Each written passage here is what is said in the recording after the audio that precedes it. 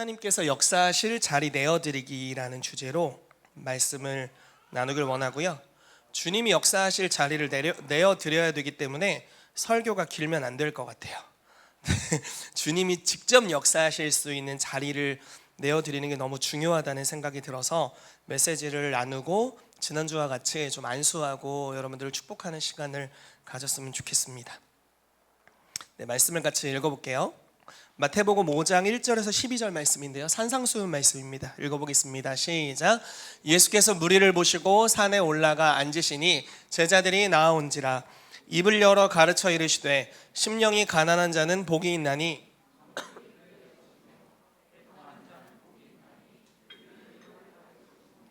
온유한 자는 복이 있나니 그들이 땅을 기업으로 받을 것이며 의에 줄이고 목마른 자는 복이 있나니 그들이 배부를 것이며 긍휼히 여기는 자는 복이 있나니 그들이 긍휼히 여김을 받을 것이며 마음이 청결한 자는 복이 있나니 그들이 하나님을 볼 것이며 화평하게 하는 자는 복이 있나니 그들이 하나님의 아들이라 일컬음을 받을 것이며 의를 위하여 박해를 받는 자는 복이 있나니 천국이 그들의 것임이라. 나로 말미암아 너희를 욕하고 박해하고 거짓으로 너희를 거슬러 모든 악한 말을 할 때에는 너희에게 복이 있나니 기뻐하고 즐거워하라. 하늘에서 너희의 상이 큼이라. 너희 전에 있던 선지자들도 이같이 박해하였느니라. 아멘. 우리가 잘 아는 팔복이라고 하는 말씀이죠. 오늘 이 말씀을 본문 말씀으로 여러분들에게 여러 은혜를 나누도록 하겠습니다. 자, 하나님의 나라를 구하는 것에 대해서 먼저 그의 나라와 그 의를 구하는 것에 대해서 좀 이야기할 거고요. 하나님 나라로 진입할 자격 요건에 대해서 특히 팔복을 가지고 좀 이야기를 하려고 합니다. 네, 그리고 하나님의 탁월하심이 갈망을 일으키는 것에 대해서, 그리고 우리가 도전하면서 우리의 그 바운더리라고 해야 될까요? 안전지대를 좀 넘어가는 것에 대해서 이야기를 하려고 해요. 어떤 사람은 학교집, 뭐 어떤 사람은 교회집 이런데 그 바운더리를 좀 더 넘어서 하나님이 우리를 부르신 영역으로 나아가는 것에 대해서 이야기를 하려고 하고요. 그리고 성령께서 역사하실 자리를 내어드리는 시간을 갖도록 하겠습니다. 자, 말씀을 같이 읽어볼게요. 마태복음 6장 33절, 너무 잘 아는 말씀입니다. 시작. 그런즉 너희는 먼저 그의 나라와 그의 의를 구하라. 그리하면 이 모든 것을 너희에게 더하시리라. 자, 여러분, 이 말씀을 딱 들을 때 어떤 느낌이 드세요? 첫 이미지, 이 말씀을 딱 들었어. 먼저 그의 나라와 그 의를 구하라. 그러면 이 모든 것들을 너희에게 더하시리라. 요 바로 전 구절이 뭔지 기억하시나요? 이런 것들은 이방인들이 구하는 것이다. 아버지께서는 너희가 무엇이 있어야 될지를 다 아신다. 그런즉 너희는 먼저 그의 나라와 그의 의를 구하라. 그리하면 이 모든 것을 너희에게 더하시리라. 자, 어떤 느낌이 드세요?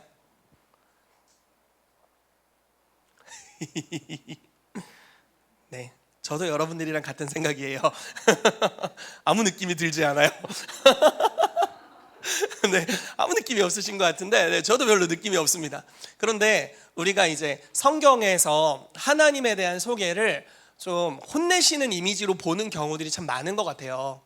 네, 예전에 이게 강대상 올라오고 뛰면 막 혼났던 시절이 있잖아요. 아세요?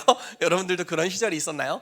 1년에 1차 송구 영신 때만 감히 올라갈 수 있는 그 보좌, 여기가 이제 강단이었잖아요. 근데 이제 아이들이 올라오고 이런 게 너무너무 감사하고 좋습니다. 어찌됐건 그 하나님을 보는 시각이 좀 혼내는 듯한 이미지, 그리고 마음을 굉장히 청결하게 해야 될 것 같은, 안 그럼 혼나는, 주일날 깎아서 먹으면 혼나는, 우리 아들은 벌써 젤리를 2개나 까먹었는데 오늘 깎아서 먹으면 혼날 것 같은 그런 하나님의 그 까탈스러우면서도 엄한 그런 이미지의 하나님을 우리가 보게 될 때 이 말씀을 보면은 이런 느낌이 들더라고요. 저는 어렸을 때는, 아, 이방인들이 구하는 것을 구하면 안 돼. 그들이 뭘 구하냐? 무엇을 먹을까? 오늘 점심 먹을까? 오늘 저녁 뭐 먹을까? 무엇을 먹을까? 무엇을 입을까? 또 하나 뭐였지? 무슨 먹을까 입을까? 아무튼 그런 거. 이거는 다 이방인들이 구하는 것이다. 그러니까 너네는 그거 구하지 마, 이렇게 말씀하시는 느낌이 든단 말이에요. 근데 사실 이 말씀은 너희 마음을 거룩히 구별해야 돼. 그런 거 구하면 안 돼, 혼나, 이렇게. 돈도 구하지 마, 뭐 약간 이런, 뭐 맛있는 거 먹을 거 구하지 마, 그냥 반찬 하나만 있으면 되지, 약간 이런 그 거룩히 구별되는 느낌의 그 빈궁한 중에도 오직 주님만 바라보게 되는 뭐 이런 표현 여러분 들어보셨을 거예요. 하나님의 손을 구하지 마라. 하나님의 얼굴을 구하라. 느낌이 어때요? 꽤 우리 마음을 구별해 주는 것 같지 않아요? 근데 얼굴이 오면 손이 따라오기만 이게 따라오면 괴물이죠, 괴물. 얼굴이 오면 손이 오기 마련이에요. 그리고 아이들은 손이 먼저 가야 돼요. 우리 아들은 제 얼굴을 잘 쳐다보지 않아요. 제 손을 쳐다봐요. 제 손에 있는 까까를 쳐다봅니다. 이 손이 가야 또 얼굴을 그 다음에 또 봐주게 되는 그런 게 있죠. 자, 하나님에 대한 이미지가 이렇게 왜곡이 많이 되어 있는 것 같아요, 우리 마음 안에서. 그런데 주님께서 이 이미지를 돌려놓기를 원하신다라고 믿습니다. 자, 먼저 그의 나라와 그 의를 구하라고 말씀하시는 것은 너네 그렇게 쪼잔하게 구하지 마. 최고의 것을 구해라고 말씀하시는 거라고 믿어요. 이거는 유업에 관련된 이야기예요. 그리고 이것은 우리의 부르심과 정체성에 관련된 이야기입니다. 어느 슈퍼마켓에서 이 젤리 먹을까 저 젤리 먹을까를 구하지 마. 슈퍼마켓 전체를 구해. 이렇게 말씀하시는 거라고요. 주님, 이 건물 쪽방에서 살아야 돼요, 저 건물 쪽방에서 살아야 돼요 라고 구하지 마. 그냥 그 지역에 있는 모든 건물을 구해. 그런 거라고요 지금. 왜냐하면 하나님은 우리를 상속자로 부르셨습니다. 그래서 그분이 창조하신 부분을 받는 걸로 만족하지 말고 너희의 마음과 스케일을 키워서 하나님 그분이 우리를 부르신 그 하늘에서 보좌에 앉혀진 자로서의 권세를 가지고 이 땅에서 왕노릇하는 것에 대해서 지금 말씀하고 계신 거예요.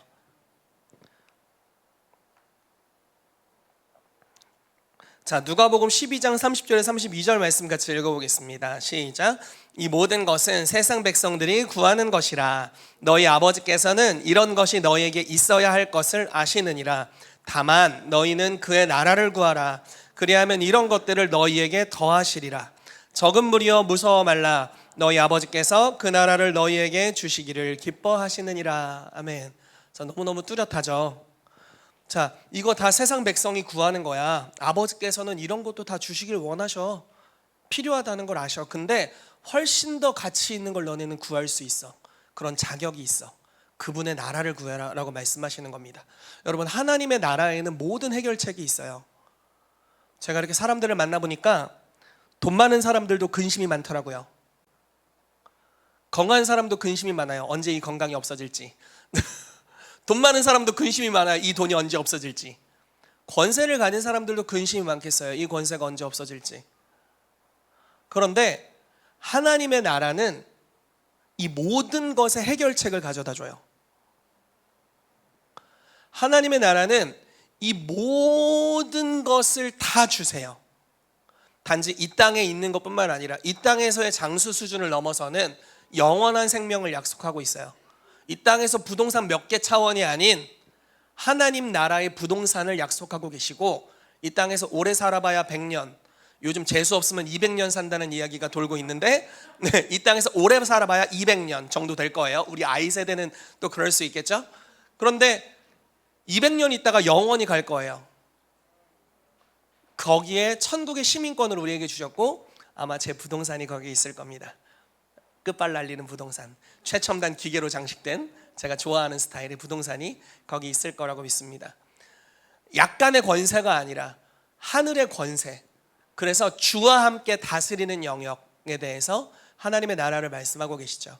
그리고 그것을 이 땅에서부터 사용하는 것에 대해서 성경은 우리 가운데 말씀하고 있어요. 그래서 하나님은 우리 가운데 그분의 나라를 주기를 기뻐하신다라는 것입니다. 여러분, 하나님의 나라가 여러분들의 유업이 되시기를 예수 이름으로 축복합니다. 아멘. 예수님은 이렇게 선포하셨어요. 회개하라, 천국이 가까이 왔느니라. 자, 느낌이 어때요? 회개하라, 천국이 가까이 왔느니라. 회개하라! 느낌이 약간 그 회개하라, 지옥 가기 싫으면, 이 느낌 아니에요? 근데 회개하는 목적이 뒤에 나와 있어요. 회개하라. 왜? 천국이 가까이 있어. 너무 좋은 것이 앞에 있으니까 거기에 들어가기에 합당한 자가 되라, 이렇게 말씀하시는 거잖아요. 지금 기쁜 소식이에요. 예수 안 믿으면 지옥 가! 지옥 가요. 네, 지옥 갑니다. 예수님 안 믿으면 지옥 가요. 빠져나갈 길이 없어요. 그러나 더 좋은 소식을 주님은 증거하게 원하시는 거예요. 주 예수를 믿으라. 그래야만 너와 내 집이 구원을 받는다. 그리고 영생을 얻는다. 하나님의 나라를 소유하게 된다. 회개하라. 그럼 네가 천국을 경험하게 될 것이다. 예수님이 그 메시지를 증거하셨죠. 그리고 예수님을 만난 사람들에게 천국이 실제로 임하는 역사가 풀어지게 됐어요. 병든 자들은 병이 치유되었고, 문제가 있었던 사람들은 문제들이 해결되는 역사가 일어나게 됐습니다. 여러분, 우리 가운데 이러한 일들이 일어날 뿐만 아니라 여러분들의 주변에서 이런 일들이 막 일어나게 되기를 정말 축복합니다. 이 시즌에 계속해서 저희가 부흥을 위해서 기도하고 또 교회적으로 반응하고 있죠. 하나님께서 이 교회에 부흥을 주길 원하신다고 믿습니다. 하나님의 영광이 임하면 그 사람의 삶을 깊이 있게 터치하십니다. 그리고 그 터치는 개인의 삶에 머무는 것이 아니라 흘러가기 시작해요. 금요일 날 또 우리 권성훈 목사님 말씀을 전해주셨는데, 혼의 묶임에 대해서 나눠주셨고, 가계적인 저주 이런 것들에 대해서 이제 끊어내는 기도의 시간을 가졌는데, 저도 기도하면서 생각나는 것들이 있더라고요. 그래서 이제 혼의 묶임들을 끊는 그리고 어떤 조종의 관계 가운데 있었던 것들을 끊는 이런 기도의 시간을 가졌습니다. 근데 그 기도를 가지면서 또 눈이 이렇게 빵꾸 뚫린 줄 알았어요. 눈물이 계속 나가지고 왜 이렇게 눈물이 나는 거예요 요즘. 그래서 계속 눈물이 막 어마어마하게 흐르더라고요. 그러면서 어떤 느낌이냐면, 제가 이제 이게 제가 다 오픈하기 너무 부끄러운데 나중에 오픈하라고 하면 할게요. 지금 아직까지 그런 사인이 없어가지고 최대한 숨기다가 나중에 오픈하라고 할 때만 오픈할게요. 제가 어렸을 때 깡패들을 엄청 많이 만났어요. 집 앞에서도 제가 돈을 뜯긴 적이 있어요. 너무 어이없고 안타깝죠. 조금만 가면 우리 집인데 집 앞에서 걸려가지고 돈을 뜯긴 적이 있어요. 그리고 제가 그 대학 이제 합격한 다음에 이제 대전 사람으로서, 그때 대전에 지하철이 없었거든요. 서울에 가가지고 처음 지하철을 탔어요. 그날 깡패한테 걸렸네. 티가 났나 봐. 처음 타는 게 티가 났나 봐요. 그래가지고 근데 그때도 돈 뺏기고 두드려 맞고 그랬어요. 입술 터지고 막 이래가지고 피 이렇게 나고. 아무튼 그랬던 적들이 있습니다. 아무튼 그거에 관련된 여러 가지 기도들을 했는데, 제가 예전에 이 이야기를 이성대 목사님, 이제 우리 한국 엘리야의 집 대표이신 이성대 목사님께 오픈을 했거든요. 그랬더니 목사님 뭐라고 했는지 아세요? 그래, 네가 어렸을 때 애들을 많이 괴롭혀서 네가 당한 거야. 그렇구나. 그때 심고 거둠의 법칙에 대해서 그때 깨달았는데, 네. 아무튼 그것과는 별개로 그런 어떤 관계들에 대해서 주님 앞에 치유받는 시간들을 좀 가졌어요. 그러면서 저의 안에 자연스럽게 우리 아버지 어머니 여기 계시지만 부모님의 보호에 대해서 신뢰하지 못하는, 이거는 부모님한테 얘기해도 해결해 줄 수 없을 거야. 왜냐면 내 편에서 너무 두려운 거예요. 너무 무서운 거지. 그러니까 부모가 개입할 수 없다고 내 스스로 판단을 하는 거예요. 부모님은 이걸 다룰 수 없어. 그래서 판단을 하고 보호하심으로부터 제가 스스로 이렇게 밀어내는 거죠. 예를 들어, 엄마 나 집 앞에서 깡패 만났어요. 아빠 깡패 만났어요. 이렇게 얘기해도 되잖아요. 근데 그 얘기를 못 하겠어. 아마 오늘 처음 들으셨을 수도 있어요. 그래서 빨리 유산상속을 네, 기승전 유산상속. 네. 아무튼 아무튼 그랬어요. 그 신뢰함이 없는 거예요, 제 내면에. 오히려 두려움에 이렇게 조종이 된 거죠. 너 일로 와봐 하면 집이 여긴데 막 가야 될 거고 이런 거잖아요. 그래서 그런 두려움들, 그리고 그런 제 삶에 있었던 여러 관계들, 이런 것들을 위해 기도하면서 그 하나님의 보호하심이 막 몰아닥치기 시작하는 거예요. 제 성격이 좀 이런 경향이 있거든요. 어떤 사람의 삶에 너무 개입하지 않으려고 해요. 그게 이제 하나의 이유는 좀 신뢰다. 그 사람의 그 개인적인 사생활이 있는 건데 너무 참견하면 서로 안 좋다. 이게 하나 분명히 있어요. 약간 이게 제 성격적인 영역인데, 저는 굉장히 개인주의적인 성향을 가지고 있는 사람으로 아무튼 그런 영역이 있어요. 근데 또 하나는 이게 하나님의 보호를 신뢰하지 못하는 것과 관련이 있다는 것을 깨달았어요. 그래서 제가 이제 목자로서, 교회 목자로서 이렇게 한 발을 떼고 있는 거예요. 하나님이 성도들을 보호하시고 나를 통해 보호하길 원하신다는 영역에 있어서, 뭐 제가 지금 논리적으로 다 제 스스로도 연결되진 않지만 그냥 여러분들에게 주님이 깨닫게 하시길 바라요. 뭔가 하나님이 이들을 보호하시는 분이시고 하나님이 나를 통해 이들을 보호하길 원하신다라는 영역에 있어서 어떤 그런 상처들이 있으니까, 내가 보호받지 못했던 판단이 있으니까 보호받지 못했죠. 그런 판단들이 있으니까 거리를 떼고 있는 거예요. 나도 보호할 수 없을 거야, 이런 생각을 하는 거죠. 그리고 이런 거리 나 있는 영역에 사실 사단이 역사하면서 여러 죄와 악행들로 성도들에게 역사했다라는 생각이 들더라고요. 주님께 얼마나 죄송스럽고 마음이 또 그랬던지, 아무튼 그런 울컥울컥하는 마음을 가지고 금요일날 시간을 보내고 주님께 회개하고 주님의 임재 앞에 대면하는 시간을 가졌습니다. 한 사람의 마음에 하나님이 결여된 영역을 터치하시는 거죠. 주님에 대한 한 영역의 체험이에요. 근데 이 체험이 결국 개인에게 주신 기름 부으심과 부르심에 따라 흘러나가기 시작할 거라는 거예요. 그래서 제가 금요일날 기도하면서 우리 교회에서 역사하는 마귀의 일들을 쥐잡듯이 잡아야겠다고 결단했어요. 이제 하나님의 신뢰, 하나님의 보호하심에 대한 신뢰가 이렇게 임하면서, 이제 목사님이 이렇게 인도하셨거든요. 그 어린 시절에 그 어려웠던 그 순간에 하나님이 개입하셔서 뭐라고 말씀하시는지, 이걸 이제 임마누엘 프로세스라는 단어로 말씀해 주시더라고요. 개입하셔서 뭐라고 말씀하시는지를 들어봐라. 그래서 저는 듣는데 눈물 날 것 같은데, 아무튼 나에게 말하지 그랬니, 이렇게 말씀하시는 주님의 음성. 그랬구나. 말을 안 했구나.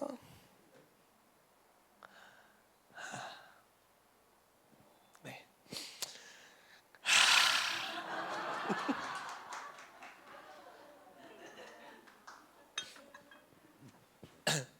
그랬구나. 아무튼 이런 것들을 좀 깨달았습니다.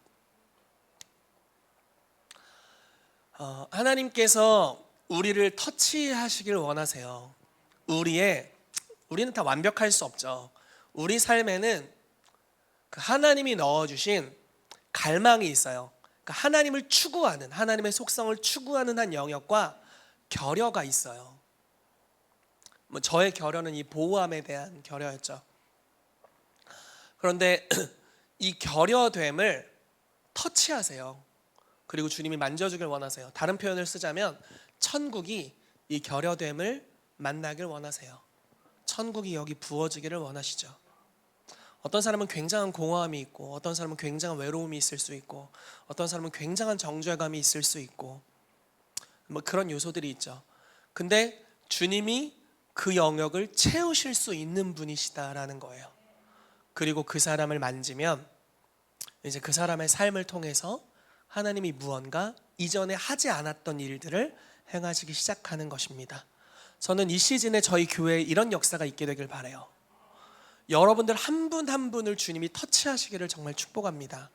우리는 다 개인의 사정이 달라요. 저는 깡패를 많이 만났지만 여러분들은 천사들을 많이 만났을 수도 있어요. 다 다릅니다. 어떤 사람은 나를 잘 잡아주는 은인들을 많이 만났을 수 있지만, 어떤 사람은 나를 사기치고 배신하고 등쳐먹는 사람들을 만났을 수도 있어요. 어떤 사람은 항상 존귀히 여겨주는 분위기에서 자랄 수 있었지만, 어떤 사람은 자기를 이용하고 학대하는 사람들의 손에 있었던 분들도 있을 수 있습니다. 근데 그 모든 환경 가운데 하나님이 오기를 원하신다는 거예요. 나는 상처받은 이대로, 그래서 내 성격이 이렇게 형성됐고 난 그냥 이렇게 살아야 돼, 이게 아니라 회개하라, 천국이 가까이 왔다라고 말씀하시는 거죠. 주님의 나라가 여러분 가까이 있습니다. 예수님이 이 땅에 계셨을 때 나타나셨던 임재보다 더 나은 임재로 주님이 여기 와 계십니다. 성령님을 통해서요. 예수님을 만난 자는 예외 없이 변화되었죠. 성령님이 역사하시면 우리 가운데도 동일한 역사가 일어날 수 있을 줄로 믿습니다. 금요일날 부산에 다녀왔어요. 지금 이제 2주차 새벽 5시 반에 가서 집에 가니까 11시가 좀 넘었더라고요. 금요일 예배까지 끝나고 갔더니 11시가 넘었어요. 근데 이제 제가 우리 진웅 형제님이 운전을 해주셔가지고 저분은 한 번도 안 졸고 운전을 해주시고 저는 계속 왜 이렇게 잠이 오는 거야. 그래서 계속 잤어요. 근데 저희 이제 왕의 사역 같이 하시는 우리 하수영 집사님이라는 분이 계세요. 그분이 자기네 교회 이제 권사님이 코로나 때문에 아프신 거예요. 좀 심각하신 상황이었나 봐요. 근데 저는 몰랐어요. 자느라고 몰랐어요. 근데 뒤에 막 기도해 주는 소리가 들리는 거예요. 근데 알고 봤더니 통화로 기도해 주는 거였어요. 그런데 제가 이렇게 고개를 떨구다가 벌떡 깼어요. 그 있잖아요. 고개가 목이 꺾이다가 목이 아파서 깨는 그런 케이스 있잖아요. 벌떡 깼어요. 제가 깨니까 그 집사님이 이제 저를 보시더니 목사님 깨셨어요? 그럼 통화로 잠깐 기도 좀 해주세요. 자다 깨가지고 무슨 사연인지도 잘 모른 채로 기도를 해드렸어요. 근데 이제 좋은 간증이 왔어요. 그 금요일날 그분 이 주신 내용이에요. 한 권사님을 이제 우리 전사팀장님이 기도해 주실 때 호흡하기가 좋아졌대요. 그러니까 굉장히 심각한 상황이었던 것 같아요. 제가 통화할 때도 막 너무 심각해 보이셨어요. 호흡하기가 좋아졌다고 말씀하시고 제가 기도해 주고 난 이후에 숨쉬기가 급격히 편안해졌다고. 그래서 너무너무 감사한 시간이 됐습니다. 자다 깨가지고 여러분들도 여러분들에게 주신 기름 부으심을 이 시즌에 막 사용하게 되시기를 축복합니다. 저는 이 시즌에 기대하는 것은 하나님이 어느 때 역사하실지를 모르겠다. 항상 기대하고 있어야겠다는 생각이 들어요. 주님이 계속 호련히 찾아오시더라고요. 자다 깼는데 찾아오시고, 커피 마시다가 찾아오시고, 우리 막 기도하는 시간에 찾아오시고, 주님 앞에 반응하면서 소킹하는 주님의 임재 가운데 잠기는 시간에도 찾아오시고, 계속 호련히 불현듯 찾아오시는 주님의 임재를 계속 만나고 있습니다. 그리고 주님을 만날 때마다 계속 변화되어 가는 것들을 느껴요. 제가 하루는 주님, 제 삶에 이런 연약함이 있는데 어떡합니까? 라고 주님께 기도하고 있는데 주님이 이런 감동을 주시더라고요. 나를 자주 만나라. 그럼 되는구나. 되게 쉬웠네. 나를 자주 만나라고 말씀하시는구나. 네가 연약함이 있는 그 상태로 나를 자주 만나라 이렇게 말씀하시는 것을 들었어요. 그래, 내가 회개하고 계속 나에게 가까이 있는 천국, 그 예수 그리스도의 임재를 만나면 내 삶이 변화되겠구나 라는 것들을 요즘 느끼고 있습니다. 우리 교회 가운데 그러한 일들이 많이 풀어지게 되기를 축복합니다. 아멘. 자, 그리고 성령님이 임하시면 하나님의 나라가 임합니다. 말씀 한 구절만 읽고 넘어갈게요. 마태복음 12장 28절 말씀입니다. 시작. 그러나 내가 하나님의 성령을 힘입어 귀신을 쫓아내는 것이면 하나님의 나라가 이미 너희에게 임하였느니라. 아멘. 자, 성령님이 임하시면 성령님이 하나님의 나라를 갖고 오신다라는 거예요. 좀 시게 갖고 오셨으면 좋겠어요. 오늘 우리가 안수하고 서로를 축복할 때 우리 가운데 시게 오셨으면 좋겠어요. 좀 대전 스타일로 부드럽게 말고 좀 충청도 스타일로 이렇게 막 올 듯 말 듯 이런 거 말고, 그러니까 밀당 말고 그냥 훅 들어오셨으면 좋겠어요. 아멘. 자, 하나님의 나라로 진입할 자격 요건에 대해서 팔복을 통해서 주님 말씀하신다고 믿습니다. 자, 팔복을 좀 볼게요. 예수께서 무리를 보시고 산에 올라가 앉으시니 제자들이 나온지라 입을 열어 가르쳐 이르시되, 여기도 이제 팔복의 시작입니다. 심령이 가난한 자는 복이 있나니 천국이 그들의 것이며. 자, 자격 요건으로 한번 이걸 보는 거예요. 애통하는 자는 복이 있나니 그들이 위로를 받을 것이며, 온유한 자는 복이 있나니 그들이 땅을 기업으로 받을 것이며, 의에 줄이고 목마른 자는 복이 있나니 그들이 배부를 것이며, 긍휼히 여기는 자는 복이 있나니 그들이 긍휼히 여김을 받을 것이며, 마음이 청결한 자는 복이 있나니 그들이 하나님을 볼 것이며, 화평하게 하는 자는 복이 있나니 그들이 하나님의 아들이라 일컬음을 받을 것이며, 의를 위하여 박해를 받는 자는 복이 있나니 그들이 천국이 그들의 것임이라. 나로 말미암아 너희를 욕하고 박해하고 거짓으로 너희를 거슬러 모든 악한 말을 할 때에 너희에게 복이 있나니 기뻐하고 즐거워하라. 하늘에서 너희의 상이 큼이라. 이렇게 말씀하셨어요. 제가 요 마지막에 있는 성경 구절을 성취하기 위해서 고등학교 때 이렇게 막 운동장에서 시끄럽게 기도했어요. 그때는 진짜 너무 지혜가 없어서 욕을 먹었는데 막 방언으로 운동장에서 너무 큰 소리로 기도를 해가지고. 근데 저희 학교는 야구부도 있고 이제 그 시간이 고3 저 고등학교 2학년 때였는데 고등학교 3학년 형들이 그 보충 수업을 하는 시간이었거든요. 뭐 EBS 방송 이런 거 들었던 것 같은데 그때 저희 소리가 너무 큰 거예요. 네, 하나님에게 미친 고딩들. 그때 우리 발 목사님과 함께 소리를 버럭버럭 지르면서 기도했던 기억이 있습니다. 그리고 박해가 시작됐어요. 네, 박해가 시작됐는데 아무튼 그때는 너무 지혜가 없었던 것 같은데 어찌됐건 이게 이제 복을 받는 비결, 다른 말로 표현하자면 천국으로 진입하는, 천국을 경험할 수 있는 자격 요건 중에 하나가 됩니다. 여러분 복음을 위해 박해를 받으시기를 축복해요. 너무 지혜 없이 해서 괜히 욕먹지는 마시고 주의 영광을 위해 할 수 있는 일들을 우리가 할 수 있습니다. 근데 이제 여러 자격 요건이 나오죠. 뭐 이렇게 자격이라고 말할 것들이 있어요. 예를 들어 온유한 자는 복이 있나니. 이게 얼마나 힘든 이야기입니까? 온유한다는 게. 자, 온유하다라는 단어의 의미를 좀 상황적으로 표현하면 야생마가 길들여졌다. 이걸 온유하다고 이야기해요. 힘이 없는 게 아니에요. 능력이 없는 게 아닌데 그거를 잘 절제할 수 있는 자, 이거를 온유하다고 표현합니다. 자, 그리고 사자와 토끼가 있는데 사자가 토끼를 잡아먹지 않는 것, 그리고 토끼가 자기를 잡아먹을 수 있는 사자 앞에서도 잘 있을 수 있는 것, 이걸 온유하다고 표현해요. 굉장히 부드러운 마음인데 사실 그 안에 굉장한 강함이 있는 거예요. 외유내강, 약간 이런 거라고 볼 수 있어요. 여러분 어떠세요? 여러분들의 마음을 살펴보세요. 내면 외유내강? 외강내유 외강내유인데 밖으로 엄청 세. 야! 내면은 막 쉽게 삐지고 막. 우리 외강내유인데 이상하다. 나 못 간다 천국. 나는 부동산을 못 얻는다. 땅을 기업으로, 온유한 자가 땅을 기업으로 얻는데. 약간 어렵잖아요. 쉽지 않잖아요. 온유한다는 건. 자, 그리고 또 뭐가 있어요? 마음이 청결한 자. 주님 죄송합니다. 네. 마음이 청결한 자는 복이 있나니. 저가 하나님을 본다고 이야기하고 있어요. 쉽지 않아요. 긍휼히 여기는 자는 복이 있나니. 긍휼히 여김을 받는다. 네, 누군가를 긍휼히 여긴다는 이야기죠. 근데 여기에 자격이라고 말하기엔 좀 애매한 것들이 들어있어요. 이게 왜 자격이야? 싶은 것들. 첫 번째, 심령이 가난한 자는 복이 있나니. 이게 왜 자격이죠? 애통하는 자는 복이 있나니. 여러분 애통은 누가 해요?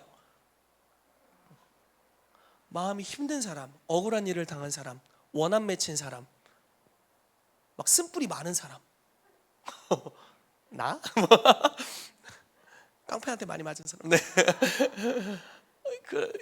네, 애통하는 경우들이 또 있죠. 삶에 어려움이 많을 때 우리가 이제 애통하는 경우 중에 하나를 그 과부가 재판장에게 날마다 신원해달라고 하는 이제 그 모습으로도 볼 수 있을 것 같아요. 그러니까 이 심령이 가난한 자, 애통한 자, 의에 줄이고 목마르다는 것은 어떻게 표현할 수 있을까요? 주님, 이 땅이 이대로는 안 됩니다. 어찌 보면 어떤 사람들에게는 굉장히 사회 비판적인 사람일 수 있어요. 에이, 그럼 안 되지. 약간 이런 걸 수 있어요. 막 사회 그 신문, 요즘 신문 이렇게 안 보는데 아무튼 이렇게 태블릿 같은 걸로 신문 보면서 사회면이나 정치면을 보면서 막 부하가 치밀어 오르는 사람들. 어떤 사람들은 그런가 보다 하고 내 삶을 살아요. 어떤 사람들은 그걸 볼 때 부하가 치밀어 올라요. 법을 개정해야 돼, 이런 이야기들을 하고 정치적인 소리들을 내고, 그런 게 이제 의에 줄이고 목마르다고 표현할 수 있겠죠. 근데 이게 자격 요건에 들어간다는 거예요. 자, 특징은 다 무엇이냐면 갈망하는 거예요. 마음이 가난해서 나 이대로는 못 살아. 심령이 가난하대요. 너무 가난해. 쪼들려 죽을 것 같아. 그래서 이대로 있을 수 없대요. 애통하는 거예요. 막 슬픈 일이 너무 많아요. 인생에 막 우환이 많아. 땅을 치고 애통해요. 근데 그 사람이 천국에 가깝대요. 의에 줄이고 목마른 자는 복이 있나니. 네. 자, 다음으로 넘어가 볼게요. 자, 잘 보세요. 우리가 애통하는 마음이 처음 있을 수 있어요. 인생의 어려운 일을 딱 당하잖아요. 그러면 마음이 너무 힘들어. 힘들다, 이렇게 힘들어요.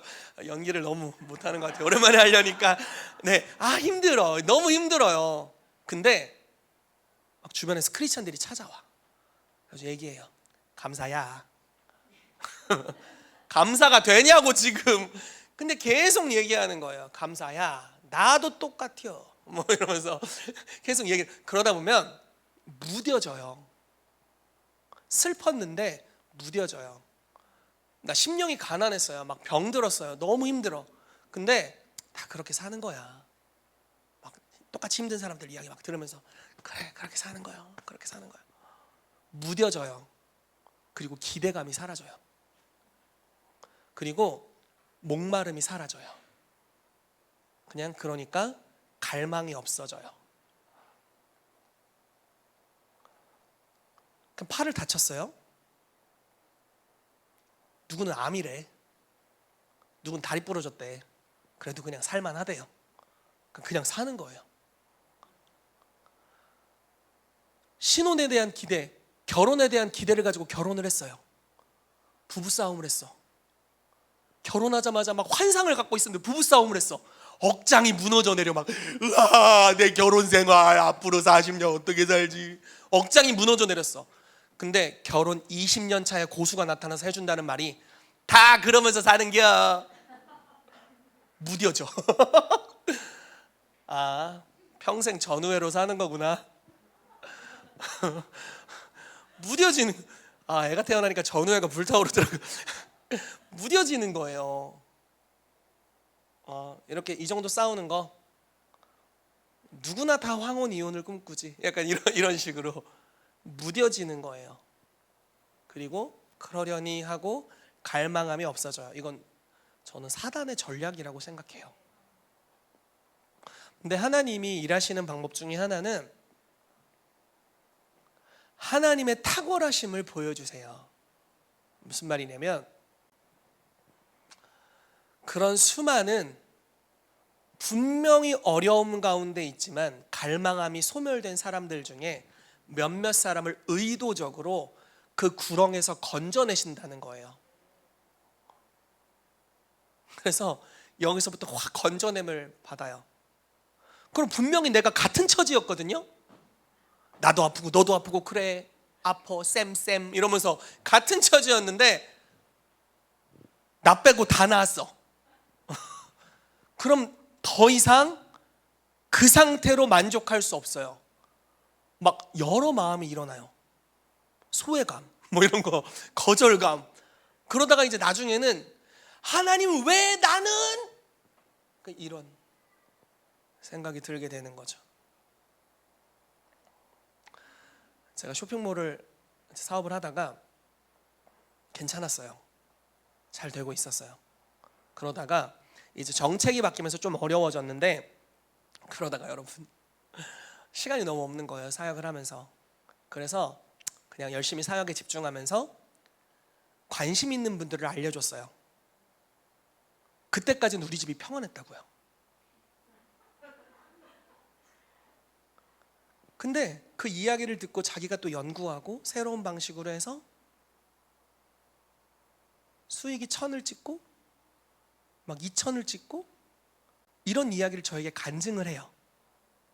그래서 약간 목사의 마음이니까 그래도 두 마음 중에 이 기쁨이 훨씬 커요, 여러분. 기쁨이 훨씬 큽니다. 네, 분명히 알아두셔야 돼요. 기쁨이 훨씬 커요.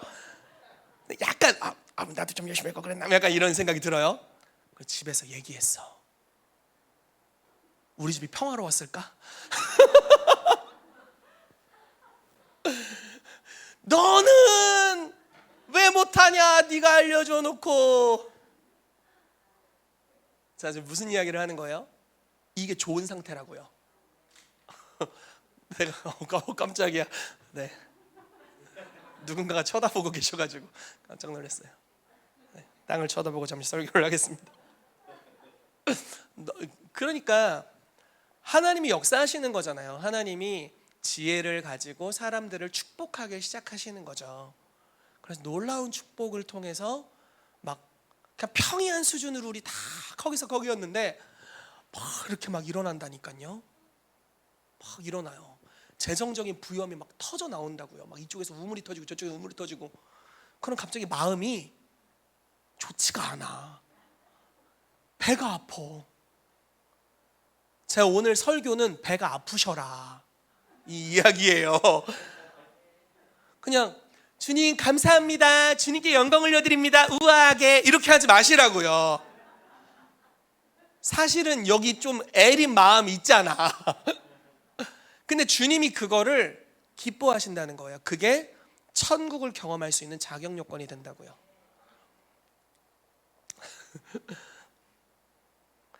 자, 말씀 볼게요. 누가복음 7장 17절. 예수께 대한 이 소문이 유대와 사방에 두루 퍼지니라. 뭔 소문이었을까요?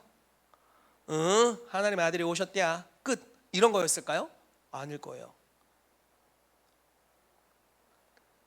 어느 지역에 오셨는데 병든 자가 씨가 말랐대, 뭐 이런 이야기였겠죠. 죽은 자가 살아났대. 그 부부관계가 완전 별로였는데 부부관계가 완전히 회복됐대. 그 몹쓸 놈 하나 있어 삭개오라고, 그 놈이 변화됐대. 근데 나도 똑같은 상황이거든. 자, 그 아래 말씀 볼게요. 12해를 혈루증으로 알아온 한 여자. 여러분, 이분의 마음을 한번 생각해 보세요. 12년 동안 하나의 질병을 고치려고 하는데 절대 치유되지가 않고 돈 다 잃어버렸어요. 이쯤 되면 포기할 만 하잖아요. 아마 포기하고 싶었을 수도 있고 이미 포기했을 수도 있어요. 근데 왜 지금 예수에게 갔어요? 소문을 들었거든요. 아무리 찾아다녀도 안 됐는데 예수를 만나니까 됐대. 치유가 일어났대요. 소문을 통해서 마음이 더 이상 이 상태로 있을 수 없다 라고 생각하게 된 거예요. 여러분, 왜 하나님을 똑같이 다 믿는데 어떤 곳에서는 그 교회 성도들이 놀라운 축복을 받고 어떤 곳에서는 그냥 종교적으로 그냥 이따 집에 갈까요? 우리 교회 그렇다는 게 아니고 우리 교회도 약간의 체험들이 있고 너무 좋은 것들이 많이 있는데 그 이상이 있다라는 거예요.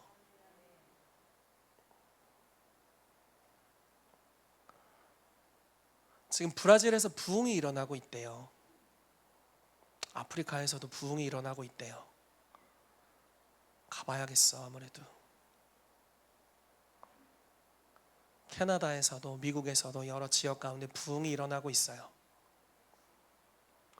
우리 똑같이 같이 기도하고 똑같이 예배하고 똑같이 주님을 사모하는데 뭔가 다른가 봐. 주님이 거기에 임하셨는데 주님의 한 번의 터치를 받고 사람이 지금까지 변했대요. 20년 전에 일어난 부흥인데. 그리고 그 사람을 통해서 나라들이 변화되고 있대요.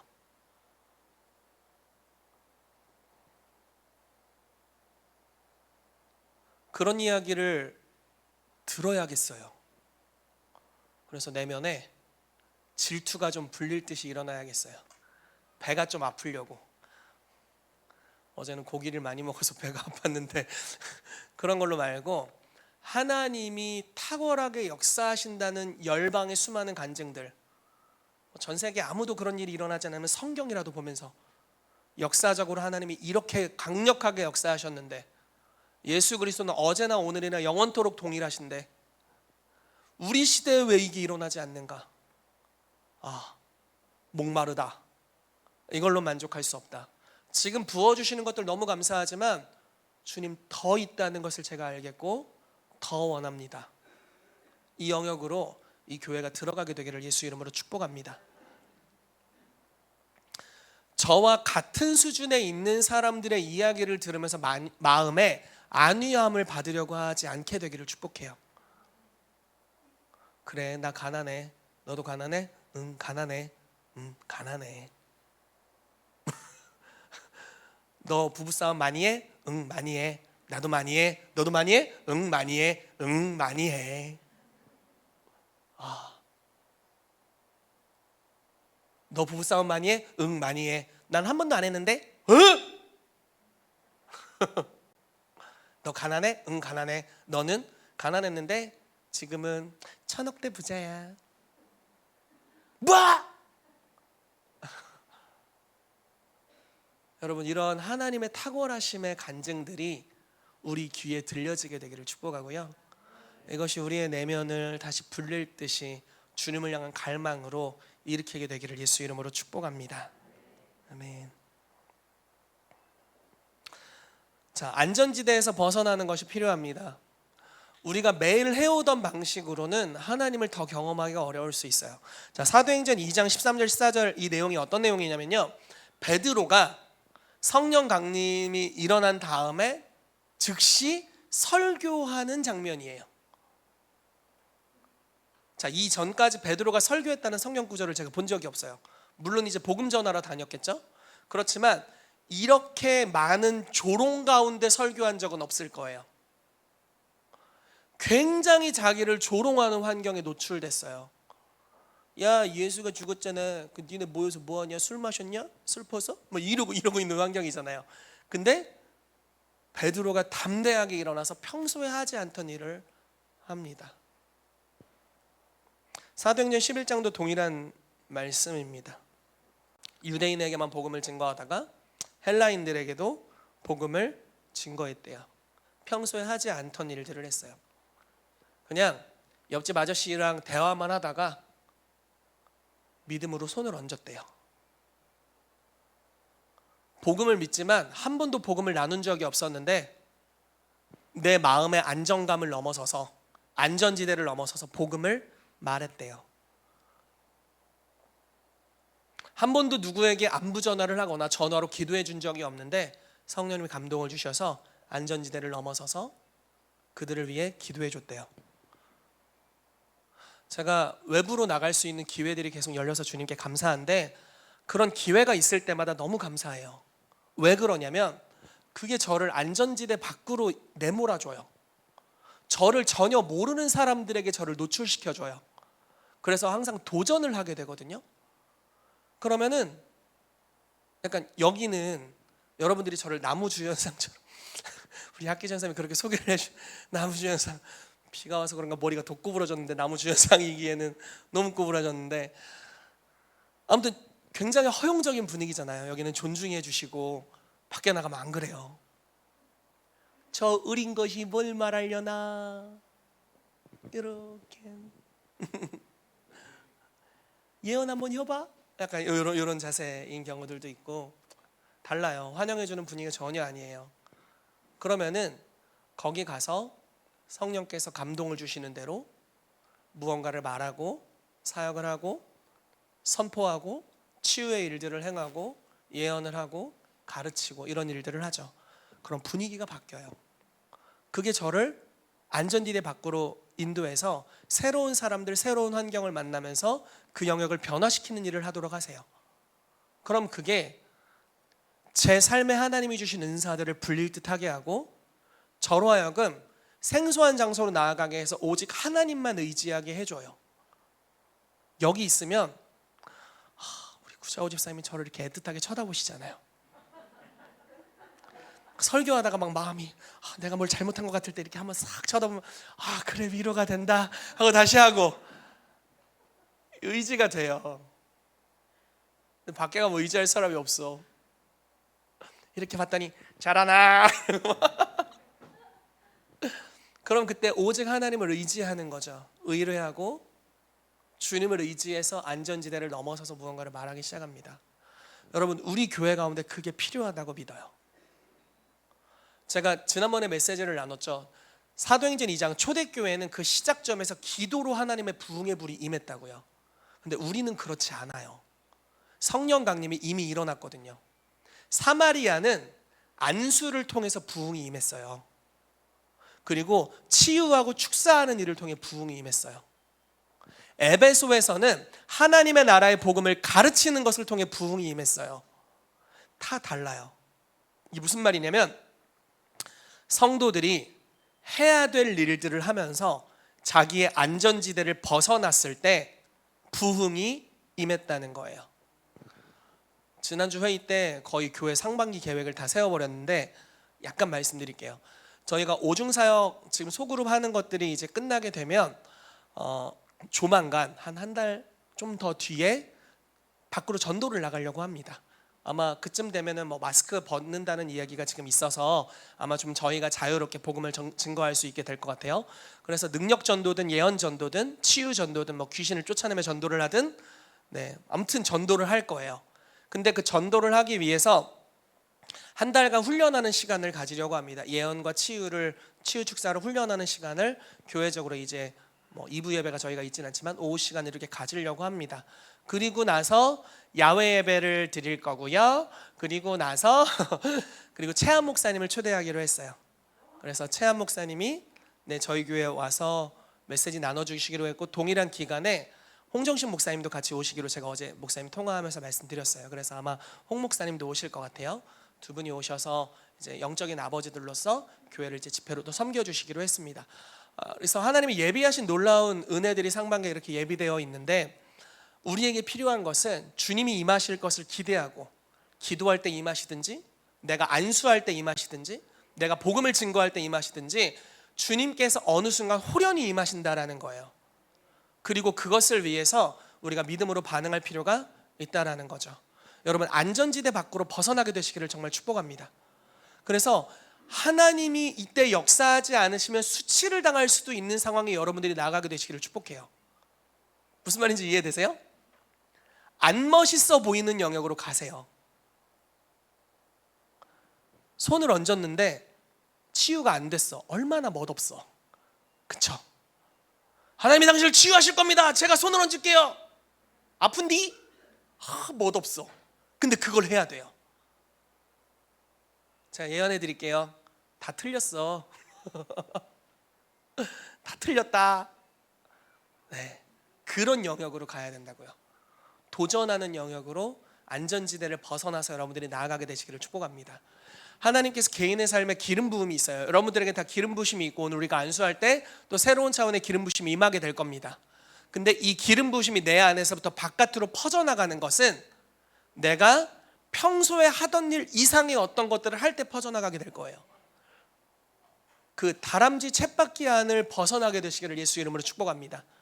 그래서 성령께서 역사하시는 자리를 내어드리는 저와 여러분들 되시기를 예수 그리스도 이름으로 축복합니다. 우리 같이 기도하도록 하겠습니다.